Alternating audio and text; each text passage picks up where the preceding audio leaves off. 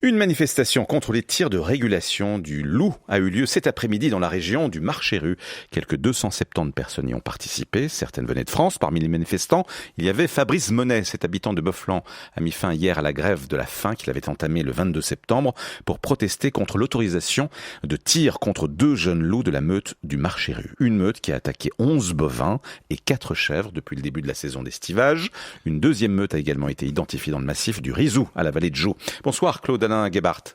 Bonsoir Monsieur Goultas. Vous êtes député Vert libéral, agriculteur et éleveur à Vaux-sur-Morges. Vous êtes amodiataire de l'alpage de la Capitaine, à quelques kilomètres de la nouvelle meute justement du Rizou. Est-ce que votre troupeau a été victime des loups ? Écoutez, nous n'avons pas subi d'agression en règle pour le moment. Par contre, j'ai perdu 2 veaux à la naissance et je soupçonne effectivement une prédation. Oui, alors on rappelle que les autorités vaudoises ont obtenu fin août une autorisation fédérale pour effectuer un tir de régulation sur 2 jeunes de la meute du Marchérus, une première dans le canton. Est-ce que vous pensez que c'est une bonne solution et pourquoi ? Écoutez, non, je pense pas que c'est une très bonne solution. Il me semble que c'est plutôt une chasse à la sorcière, une forme de tir d'expiation, et que ça va en aucun cas résoudre la question. Ça va fâcher les gens qui s'opposent au tir des loups, ça c'est certain, on l'a vu aujourd'hui, et ça va également fâcher les gens qui sont contre les loups, et en particulier mes collègues éleveurs, parce que ça ne va certainement pas résoudre le problème de cette meute déviante. Alors les opérations sur le terrain ont déjà commencé, mais sans succès. Mais l'autorisation de tir court jusqu'au 31 mars prochain. Cet après-midi, il y a eu une manifestation justement pour réclamer l'arrêt des tirs de régulation. Ils estiment, les manifestants, qu'il y a assez de moyens pour mettre les troupeaux à l'abri du prédateur. Qu'est-ce que vous en pensez ? Alors je pense que c'est totalement faux. En réalité, l'État actuellement n'a aucune proposition concrète et applicable économiquement et pratiquement pour mettre à l'abri les troupeaux, que ce soit de bovins ou de moutons.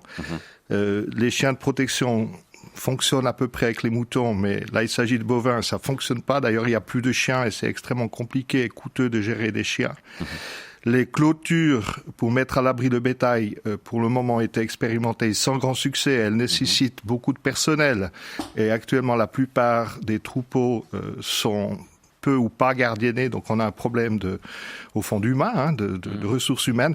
Donc, non, effectivement, je pense que l'État n'a aucune mesure concrète à proposer actuellement. Et il s'agit effectivement de développer des mesures pragmatiques. Et justement, quelles mesures préconisez-vous ? Alors écoutez, si j'étais en charge de ce dossier, d'ailleurs j'espère bien qu'on va pouvoir en parler prochainement avec les gens concernés, moi je propose premièrement de remettre des humains sur les alpages, de valoriser le travail des bergers, de former des bergers.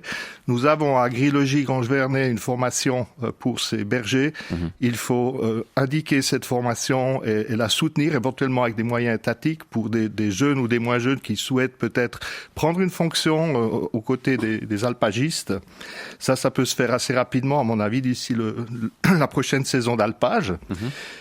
Pour ce qui me concerne, j'ai expérimenté avec succès la protection de mon troupeau de vaches allaitantes, de 35 vaches allaitantes, par des ânes. J'ai 3 ânes de protection. Ça fonctionne pas à 100%, mais je suis persuadé que ça fonctionne assez bien. Sinon, j'aurais certainement eu des prédations alors de manière beaucoup plus importante l'été dernier.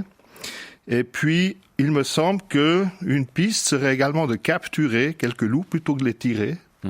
Capturer des loups alpha, les équiper de colliers GPS, de manière à pouvoir les suivre et que les gardes-faunes puissent ainsi prévenir les attaques.